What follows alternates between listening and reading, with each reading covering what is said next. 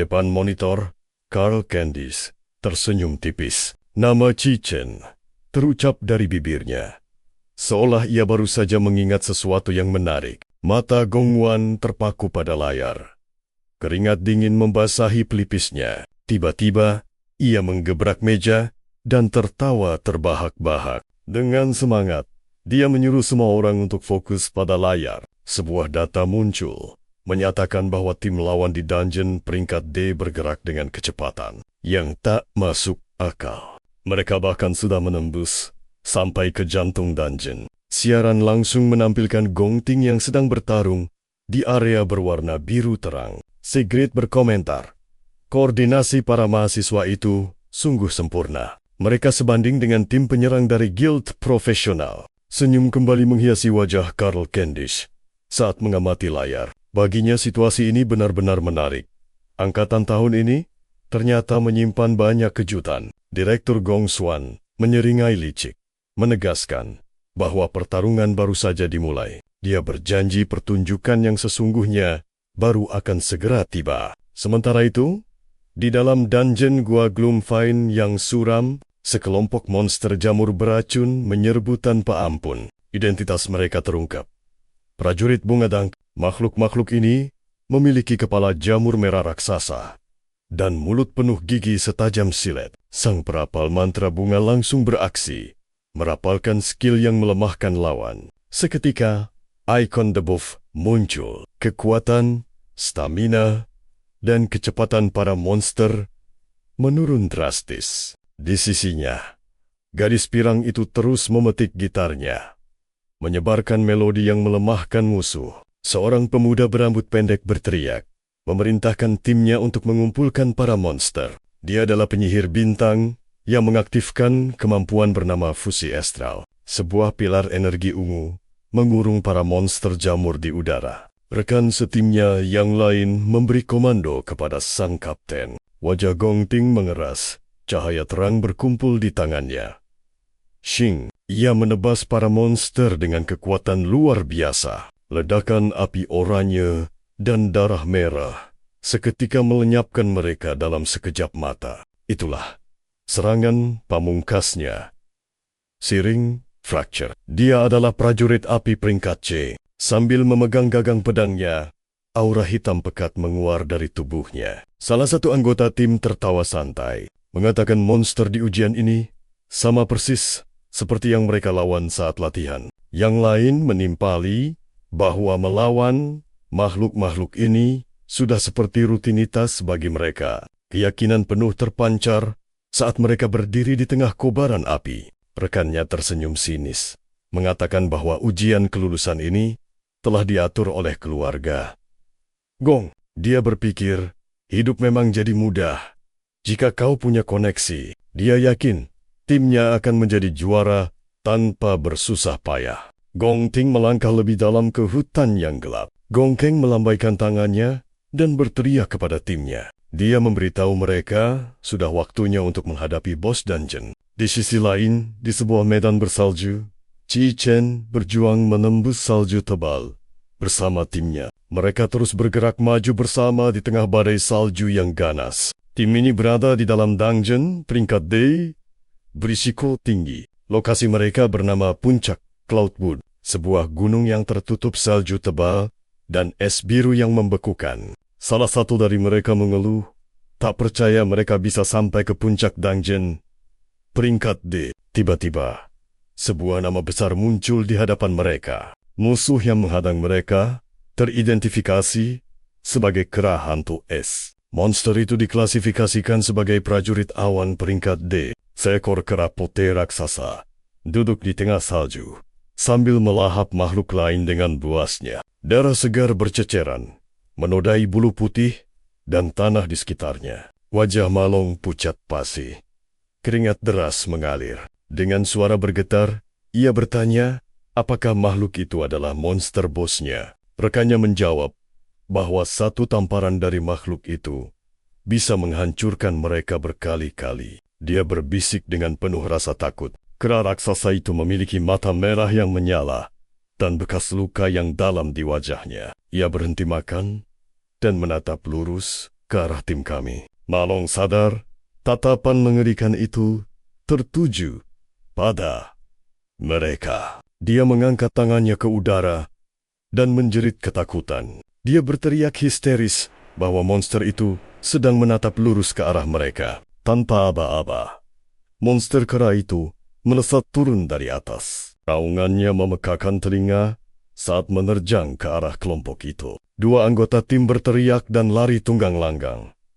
Namun, Cichen tidak bergerak seinci pun. Tiba-tiba, sebuah tendangan super cepat menghantam telak wajah kera itu. Darah menyembur saat monster itu terhantam oleh kekuatan yang dahsyat. Tubuh raksasa kera putih itu terbanting keras ke tanah bersalju, meninggalkan jejak cahaya biru terang akibat benturan yang luar biasa. Monster itu terlempar ke belakang dan berguling di atas salju. Cichen mempertahankan kuda-kudanya, sementara kilat keemasan menyelimuti tubuhnya. Lalu, dalam sekejap, sebuah tebasan pedang cahaya kuning menggores rahang monster itu, dan darah kembali menyembur ke udara. Cichen berbalik dan melesat maju dengan kecepatan tak terduga. Beberapa kilatan cahaya kuning membelah tubuh raksasa itu, membuatnya terpotong menjadi beberapa bagian. Malong hanya bisa menatap dengan mata terbelalak,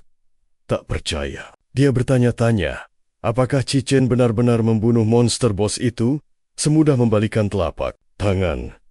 Temannya yang lain pun membeku, sama-sama terkejut. Kemudian, notifikasi sistem digital muncul di udara, menyatakan bahwa Cichen memperoleh 1 bulu kera hantu es dan mendapatkan 200 poin pengalaman. Cichen hanya berdiri dengan tenang di tengah salju yang turun, saat timnya perlahan mendekatinya dengan tatapan takjub. Cichen, Marana, ada yang aneh. Menaklukkan penguasa dungeon peringkat D, tapi experience yang didapat hampir tak terasa. Loot yang didapat juga sangat menyedihkan. Tiba-tiba, sebuah pekikan girang memecah keheningan. Salah seorang rekannya menyuruh semua melihat tumpukan kristal mana yang luar biasa. Salah seorang anggota tim berteriak, menyuruh yang lain untuk segera datang dan melihat temuan mereka. Jarinya menunjuk ke arah batang pohon raksasa bergerigi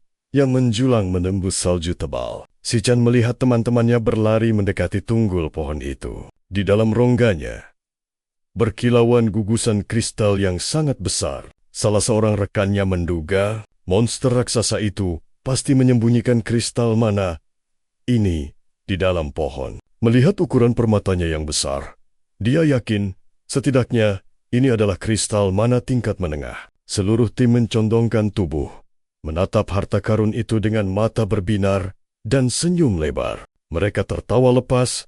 Jika semua kristal ini dijual, hidup mereka akan terjamin selamanya. Tiba-tiba, Chan berteriak panik. Semuanya berpegangan erat, serunya sambil mengulurkan tangan menyentuh salah satu kristal biru yang bersinar itu. Seketika, ledakan dahsyat energi es meletus dari pusat pohon. Rekan-rekannya terhempas ke belakang oleh kekuatan maha dahsyat. Wajah mereka pucat pasi. Hanya Chan yang berdiri tegak di tengah cahaya biru yang menyilaukan dengan ekspresi serius. Sebuah skill dahsyat bernama Arctic Nova baru saja diaktifkan oleh seorang penyihir es. Seluruh area langsung tertutup pilar-pilar es setajam pedang yang mencuat dari tanah. Gunung salju itu kini dipenuhi es biru bergerigi dan kabut putih yang pekat.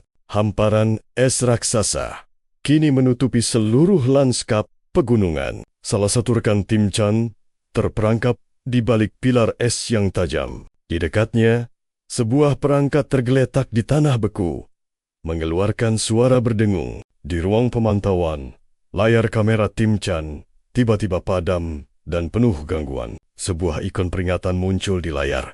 Tim Chan. Sinyal terputus. Direktur Gong Xuan menatap monitor dan berkata bahwa tim itu telah masuk tepat ke dalam perangkap. Dia menjelaskan bahwa monster tingkat tinggi memang sangat cerdas. Dia menghina para siswa itu, menyebut mereka pecundang dan beban masyarakat. Baginya, Insiden ini adalah akhir dari ujian kelulusan untuk Chen dan timnya. Carl menyatakan bahwa nyawa para siswa kini berada dalam bahaya besar. Kong Xuan langsung setuju, mengatakan bahwa menyelamatkan para siswa adalah prioritas utama. Dia menyarankan tim penyelamat dari serikat untuk segera turun tangan. Sekarang, dia menegaskan bahwa ini berarti ujian kelulusan untuk tim Chen berakhir. Banyak layar di ruangan itu kini gelap atau menampilkan ikon peringatan. Carl menatap monitor dan meminta semua orang untuk memberi tim itu sedikit lebih banyak waktu. Kepala sekolah Yuan Long menjelaskan bahwa gelang di tangan para siswa terus memantau kondisi mereka. Dia menyatakan bahwa semua tanda vital mereka saat ini stabil. Dia juga menunjukkan data neural yang membuktikan para siswa tidak ingin menyerah. Dia berkata pada para petinggi lainnya bahwa keputusan untuk mundur harus diserahkan kepada para mahasiswa itu sendiri. Gong Lin berdiri di samping kepala sekolah tanpa berkata apa-apa. Kembali ke gunung salju, Ma Long bersin keras dan berteriak. Dia terduduk di tanah beku, dikelilingi puncak es raksasa, menggigil hebat karena dingin yang menusuk tulang. Dia memeluk lengannya erat-erat. Di belakangnya, rekan-rekan satu timnya terperangkap tak berdaya di dalam balok-balok es besar. Dia bersyukur karena menjadi seorang Cloud Class Awakener. Dia menjelaskan bahwa kelasnya memberinya ketahanan terhadap hawa dingin yang ekstrem. Tanpa kekuatan ini, dia pasti sudah membeku seperti teman-temannya. Tiba-tiba, sebuah bayangan raksasa menyelimuti area itu, dan tawa mengerikan menggema dari dalam kabut. Monster itu ternyata adalah seorang prajurit es raksasa, terbuat dari es dan logam gelap. Rambutnya putih panjang, dengan inti biru terang yang bersinar di dadanya. Monster itu menjulang tinggi di atas lanskap bersalju. Ia menatap Ma Long dan tertawa menggelegar, sementara salju turun di sekitar mereka. Halo semuanya, maaf atas keterlambatan episode kali ini. Seperti yang banyak dari kalian tahu, YouTube telah menonaktifkan monetisasi pada channel yang menggunakan konten buatan AI. Saya ingin menegaskan, kami tidak memakai AI.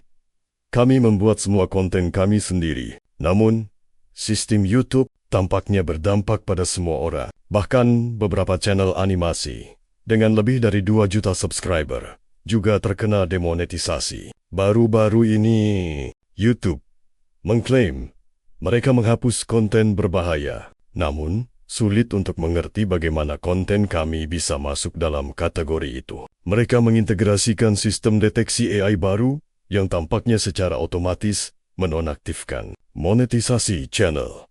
Dan seringkali tidak adil. Karena ketidakpastian ini, saya sempat istirahat 3 hari untuk memikirkan solusinya. Tapi akhirnya, saya kembali. Mulai sekarang, saya akan merilis video per chapter. Channel kami akan menjadi yang pertama mempublikasikan chapter-chapter ini, karena saya masih belum sepenuhnya percaya pada sistem YouTube saat ini. Saya mohon dukungan kalian untuk channel kedua saya, Bilioner Mona. Silakan cek deskripsi dan komentar yang disematkan. Saya akan mengunggah cerita serupa di sana. Video baru akan segera diunggah. Channel itu sebenarnya milik teman saya yang channel sebelumnya juga terkena demonetisasi. Jadi, kami bekerja sama untuk mencari cara terbaik agar channel ini tetap aman. Dukungan kalian adalah kekuatan terbesar bagi kami untuk terus lanjut. Pastikan subscribe agar tak ketinggalan chapter selanjutnya. Terima kasih telah setia menemaniku sampai akhir.